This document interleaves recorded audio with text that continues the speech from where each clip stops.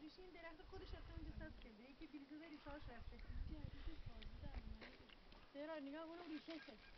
اینم ریشهشه اینم ریشهشه اینا ریشه همین ریشه این مادرشونه اونم ریشهاش بیا بریم اونوری بلا بیا بری بریم ماشاءالله امسال خدا کنه بقیه سرمان مال اینم